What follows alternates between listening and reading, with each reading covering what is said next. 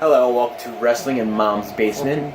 This is the Q&A for the week of the 14th. Of course, I'm Patrick Young. This guy to my right is my co-host, Joe Venuto. This week's Q&A is a little different. He has two Isaiahs, so I have two. Yeah. So we'll start off with Isaiah. Go. I guess I'll be Isaiah. Sure, why not? Do you think Evolution becoming an annual event is a good idea? Essentially, I think of it the same way as I do the Women's Royal Rumble. Eventually, they're going to keep on having to call women, essentially, from out of the woodwork to fill spots in the card. They're working on wood? Those poor women. They should save their money. Exactly. I can't believe they're carpenters now. So like for the Women's Royal Rumble, they have to fill 30 spots for 30 women. Right. Good thing they got 30 women on the main roster now. Not really, no. They still only have, 18? There you go. It's better than this year's. Maybe less than that. It's better than this year's Rumble. Maybe less than that, counting the champions. Right, 16. Yeah. So essentially, in order to sell out or sell the women's pay-per-view, they're going to have to use legends to fill spots. Not all of them are going to come back each year.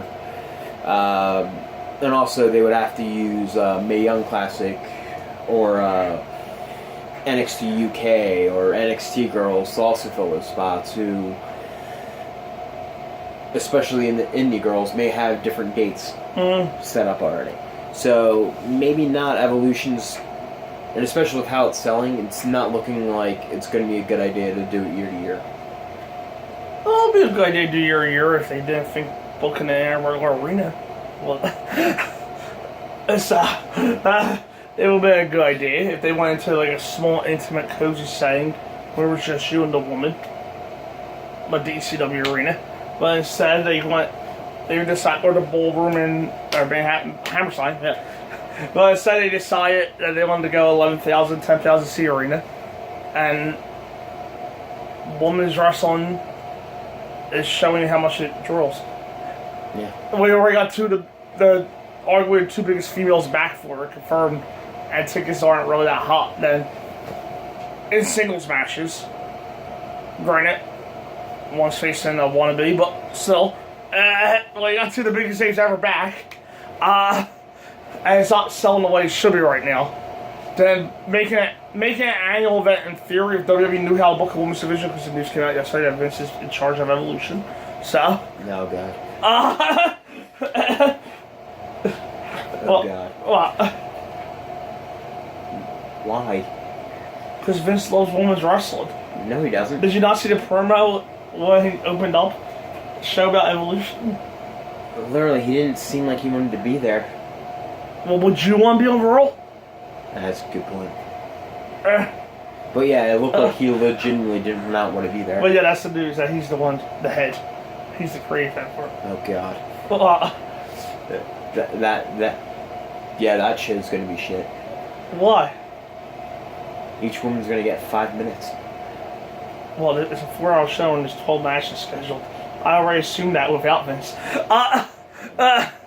If that leak card is true, maybe WWE leaked out the card and hopes to sell tickets at this point. Probably, yeah. It might have been them if that turns out to be the actual card. Maybe it wasn't. We got the card that'll sell tickets, and then everyone decided to shit on it. It's just another question for maybe next week. I don't necessarily shit on it if you've seen the card. Yeah. I'm not necessarily going to shit on it before it happens. If you're looking for storylines, though, there's none. Yeah. Yeah. So that'll be my only spoiler on that. It's a woman's network special. Right. Which is why they did it in a small arena annually would be good, but since they wanted to go big for the first one, and we've all menstruated and felt good about ourselves in the last year, or the last 3 years. There you go. Because Serena Williams saved women's wrestling 3 years ago. Yeah. Exactly. I wouldn't go to become an annual event. If they booked it right, sure. By the way, but at the current rate, it's going now. Next question. Do you think Paul Heyman coming, running a dangerous alliance like stable across all brands is a good idea? Of course. It's hard to say an idea is bad without adding if it's booked correctly. And Heyman could easily speak for people who necessarily need the rub and need someone to talk for them. Instead of just pulling out random cruiserweights out of nowhere because Vince has a kick for managers now. That's an actual report that came out this week. Yeah, well, that's good. He has a kick for managers. However, the crop he's pulling from is the cruiserweights. Well, this is Paul ones that can talk. True. I guess the Gulak's going to become a manager next. Eventually, yeah. But it's not to get more eyes on 205 Live because they're already doing that starting this week. They already announced the move to Wednesday starting this week, so there are going to be more eyes on that product. So I'm not sure. And it does kind of make me worried that people are going to have this thing where literally 205 Live is going to be a show where managers fight each other. That could easily be a thought in people's heads. But getting back to Heyman, I think him having stable could be a great idea. However, the problem comes in with is when he manages someone who's not Punk or Brock, he usually talks about Punk or Brock. It happened with Cesaro. I thought that was going to be a match made in heaven. And Heyman then just went off on talking about how Brock Lesnar broke the streak. If Heyman starts focusing on the guy he's with instead of other things that his clients are doing, then I think it would work perfectly. Is Brock still contracted or not? I'm gonna guess he is. Okay, because they bothered to have Heyman come out the next day and saying Brock wanted his rematch. So I'm gonna go with no for idea right now for that reason. Since Brock's still contracted, Heyman's brand butter is backstage and creative right now without Lesnar. Yeah, that's where it's at. You took my reason why, because I was just going to. It sounded like you were all for the idea. So I was just going to use your answer that they used a few weeks ago about him managing Kevin Owens. So since you already said that, that's where his money is. Up next, past questions. Yes. It sounds like you're trying to start a new video there. Alright, so my first question is who's the most underrated non-wrestler in WWE history? And since I just asked it, you can get the answer first. Since he said underrated and not the best, that'll knock out Bobby Heenan, Paul Heyman, and JR. For that. And Howard Finkel, so that knocks them out. And Mean Gene, because they're the best of that group of their fields. And I know, I never said the best of their field. I said who's the most underrated. Yeah, I know, so I'm knocking them out, because in my opinion, they're the best of their fields. Okay. They're not necessarily underrated. Okay. Right? They're not. Ooh. Who are we talking about underrated by? Essentially, the essence of the question is... Who are they underrated by? Fans or the company? Who do you think is the most unappreciated? Well, they're non-wrestler. In essence. Well, then they're filled with appreciation. So. It doesn't matter what their role. Who is the most underappreciated? They're non-wrestler. They're filled with appreciation, so it's not them then.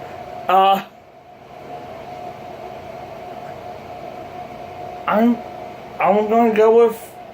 Well, I went with two people, but she seems to be getting appreciated now.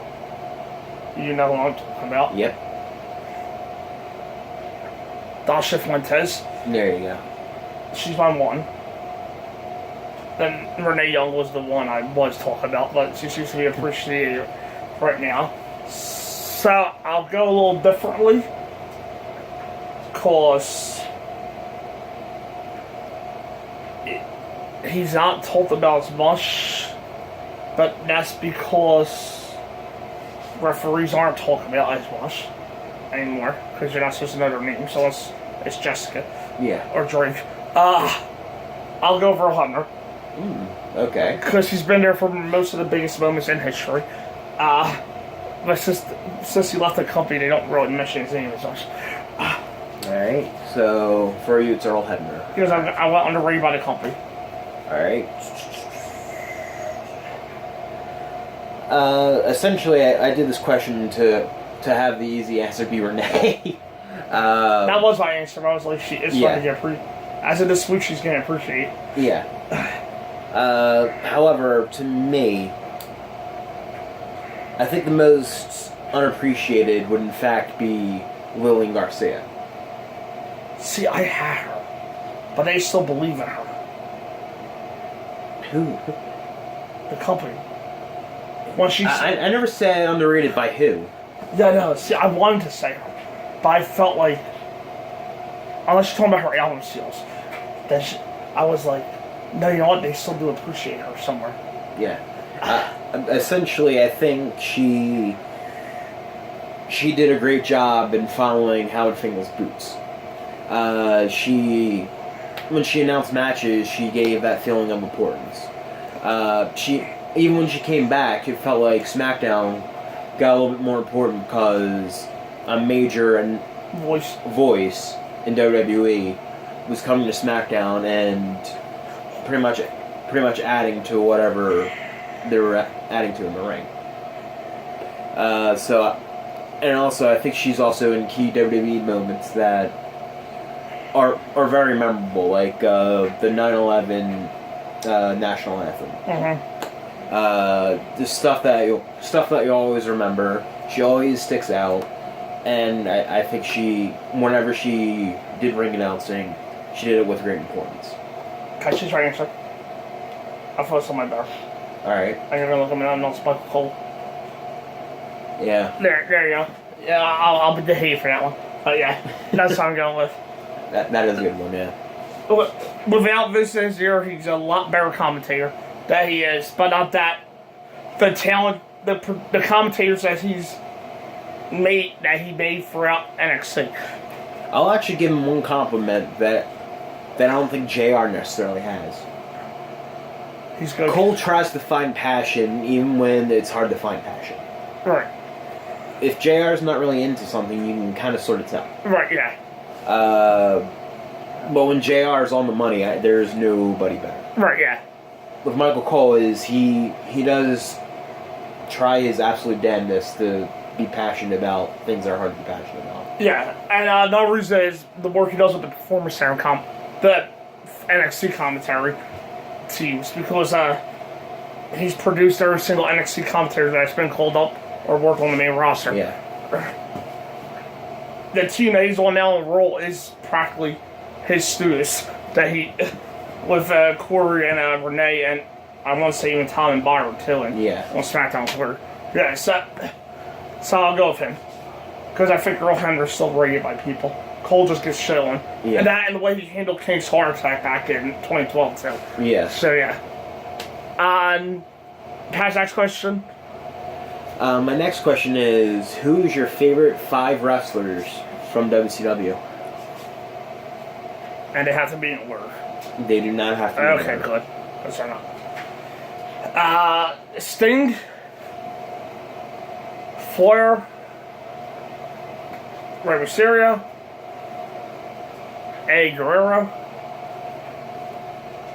The 5th one's a little tricky. I'll give it to the guy who had the biggest career out of the ones I was fighting over in the group.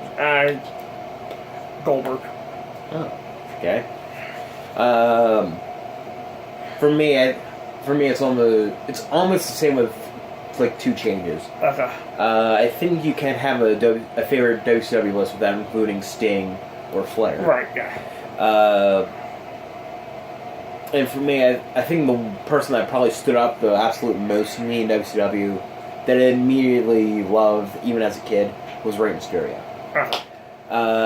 When I got a little older, maybe a little bit more than Eddie Guerrero, Chris Jericho. To me, he was allowed to show a lot more of his personality in WCW than Eddie was. Mm. When Eddie went to WWF, that's where you saw his personality shine like no other. But in WCW, Chris Jericho pretty much took that opportunity and stole it and ran with it. However, my fifth pick, I think it's hard to say a lot of people wouldn't be watching WCW without Hulk Hogan. I have Hogan, but then he wrestled. Yeah, he's not. It's amazing how much better he got in 2002. I'm just saying. Meaning he had better opponents? No, meaning they care.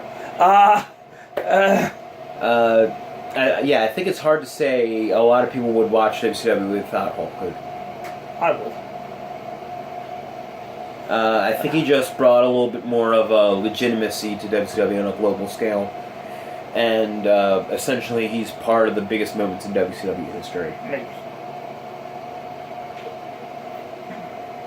Alright, well, that and the other moments.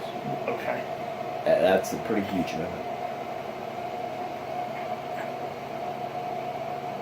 And we're done. It's your questions now. Next, me. My first question. Let's say that one for now, yeah. My first question, because some of you idiots think this is true. Do you think they intentionally sabotaged or put Bryan on the shelf for the 2 years that he was retired to try to get Roman over? No. It's pretty much conspiracy theory level stuff. Pretty much, if Bryan was there, they were going to push Roman regardless. If Bryan wasn't there, they were going to push Roman regardless. And just because they needed to get Roman over, they put Bryan on the shelf. It's not true. Because when Bryan was fully healthy, they ended up pushing Roman anyway. They did. And especially with the Bryan extension, they literally could have separated the two and had Roman on one show and Bryan on the other like they do now. Yeah. It's not true. Piggyback off that, I do agree with the no. And plus, Bryan will never be allowed to get as candid as he did in interviews about him trying to fight to get unretired if they intentionally retired him. Yeah. He would never be allowed to discuss his medical ongoings or wanted to leave the company if he didn't wrestle again. If they intentionally sabotaged him, if they had some sort of deal in place. So there you go. And my next question, because I school all of you, it's more of a t-shirt moment, I guess. We're going to see if I can guess this right. It's a question. It's a Q&A. It doesn't say it has to be opinion based. But Tamina was up there for most underrated, not in-ring performer. For me. And if you're wondering, yes, Tamina Tatanka is right for every opinion answer. This is a factual answer, so there you can't be right. So I gave you 2 hints. It's not Tamina Tatanka. Okay.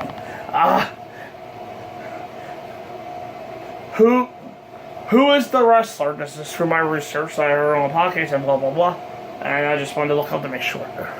Who is the wrestler that has wrestled the most on consecutive 2 or more matches on consecutive pay-per-views in history?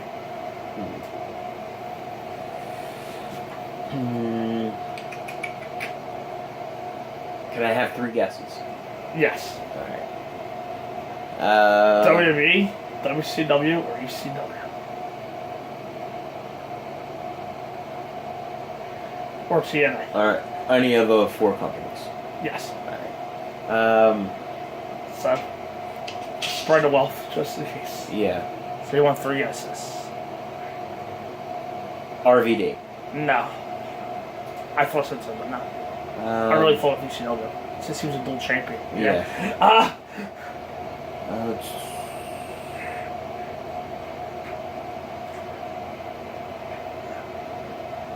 Austin. No.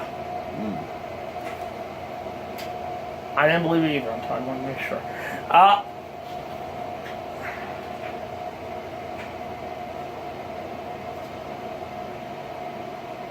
Just because I know he was in a lot of tournaments, especially for King of the Ring. Razor. No. Oh. He was up there now. So he was up there by not consecutive pay-per-views, if that makes sense. Okay. He's wrestled multiple. Yeah. In consecutive pay-per-views, it was Masha, and Sting had 3 each. But the wrestler with the most is Lex Luger. Funny enough, He was in the back of my head. Was he?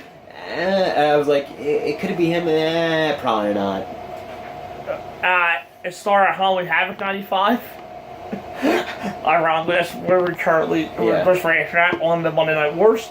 Now, Halloween Havoc 95, World War III, 95, Starcade 95. There wasn't a pay-per-view in January, so in this case, consecutively, will be Super Brawl in February, in this case. And he had two tag team title matches at Super Brawl 6. Wow. So he had him, but he didn't go with him. Yeah. Because he didn't believe Luger had the stamina, the cardio to do that, I bet, right? Probably, yeah. Yeah, okay. Yeah, I was shocked too. So yes, I schooled all yous, including our live audience. They are stunned. There's nobody over there. They look like they look like an open curtain. That is the laundry room. Yeah, but that rack looks stunned. It has all these big holes in it.